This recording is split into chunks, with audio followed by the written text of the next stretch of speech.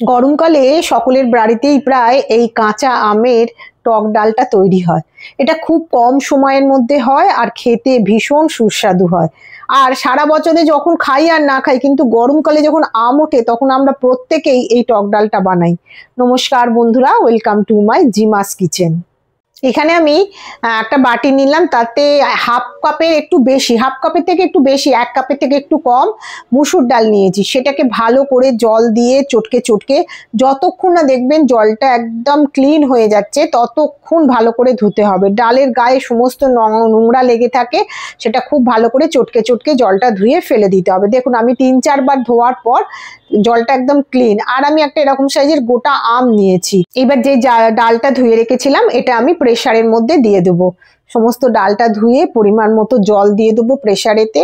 মোটামুটি আমি আন্দাজ মতো জল দিয়েছি, তারপরেও আমার একটু মনে হচ্ছে আর একটু জল দিলে ভালো হয়, সেই জন্যে আমি আর একটু জল এর মধ্যে দিয়ে দিলাম।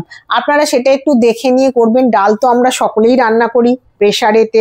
এবার এর মধ্যে দিয়ে দিলাম আমি হলুদ দিয়ে দেবো হাফ টিস্পুনের একটু কম হলুদ দিয়ে দিলাম।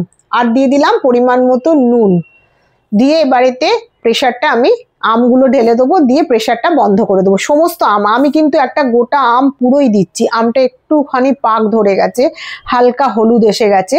আপনারা কাঁচা আমও দিতে পারেন, এরকমও আমও দিতে পারেন, কোনো সমস্যা নেই। এরপর প্রেসারটা এঁটে দিলাম। এইবার 3 থেকে 4টে সিটি দেবো। এবার সেটাও আপনাদের গ্যাসের ফ্লেম অনুযায়ী দেবেন, কারো 3টে লাগবে, কারো 4টে লাগবে, লাগতেই পারে। দেখুন আমার ডালটা সেদ্ধ হয়ে গেছে, পুরো ডালটা আমটা তার সঙ্গে সেদ্ধ হয়ে গেছে, কিন্তু ঘাঁটেনি। এবার একটা কড়াই বসিয়ে দিলাম, দিয়ে পুরো ডালটা আমি এর মধ্যে ঢেলে দিলাম। সমস্ত ডালটা কুকার থেকে ঢেলে ভালো করে কুকারটা ধুয়ে সেই জলটাও আমি এই ডালের মধ্যে দিয়ে দিলাম। দেখুন ডালের মধ্যে দিয়ে দিয়েছি, দিয়ে এবার ভালো করে নাড়াচাড়া করে ডালটাকে একটুখানি ঘেঁটে দেবো। এবার ঘাঁটতে ঘাঁটতে দেখবেন এটাকে ফুট ধরছে।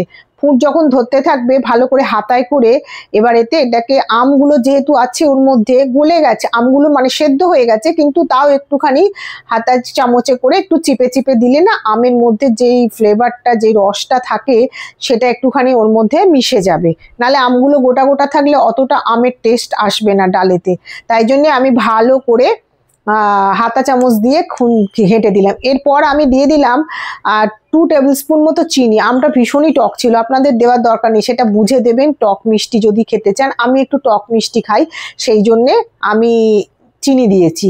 এবার অনেকেই টক খান, শুধু টক ডালে শুধু টক খান, তো সেখানে চিনির পরিমাণটা আরো কম দেবেন, কিংবা না দিলেও চলবে যারা একদমই চিনি পছন্দ করেন না।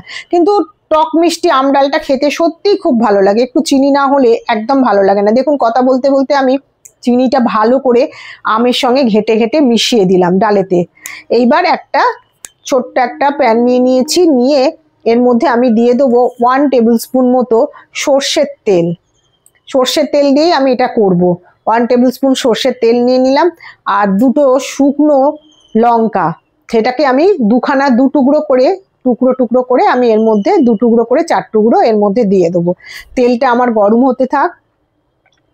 আর আমি এর মধ্যে দেবো 1/4 টিস্পুন মতো সর্ষে, গোটা কালো সর্ষে। এবার এটা যতক্ষণ না চটর পটর করে ফাটছে, ফেটে মানে মশলাটা হচ্ছে, তেলটা গরম হয়ে, ততক্ষণ আমি এটা নাড়াচাড়া করতে থাকবো। দেখুন আমার তেলটা থেকে টকবক টকবক করে আস্তে আস্তে ফুট হচ্ছে এবং মানে সর্ষেগুলো ফুটছে, তার মানে আমার তেলটা রেডি হয়ে গেছে।